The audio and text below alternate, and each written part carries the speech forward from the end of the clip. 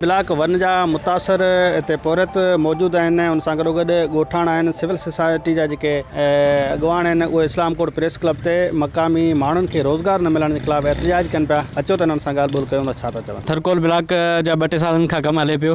हिते मज़दूरनि जेको मज़दूर आहिनि उन ते लॻा आहिनि, उन्हनि सां काफ़ी मुश्किलातूं आयूं आहिनि। उन्हनि खे बिना वजह के कढियो वियो आहे।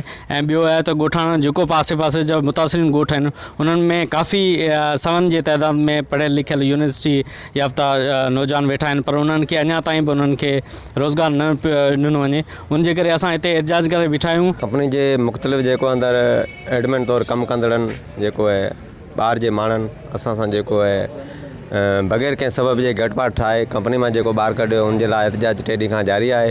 ऐं सिंध गवर्नमेंट ऐं आला इख़्तियारनि खां इहा घुराए त असांखे जेको आहे ज़मीनूं असांजियूं आहिनि ऐं हक़ीक़त में कोयले जा मालिक असीं आहियूं त असांखे जेको रोज़गार फराहम कयो। थरकोल ब्लॉक जा वन जा रहिवासी आहियूं। असांखे हुतां खां थरकोल ब्लॉक मां कढिया पिया वञनि।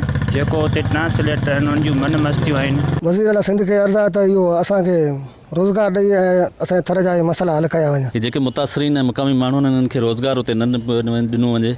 ऐं उनखां अलावा जेके लॻियल नौजवान आहिनि उन्हनि खे कढियो वञे पियो, उन्हनि सां तज़लील कई वञे पई।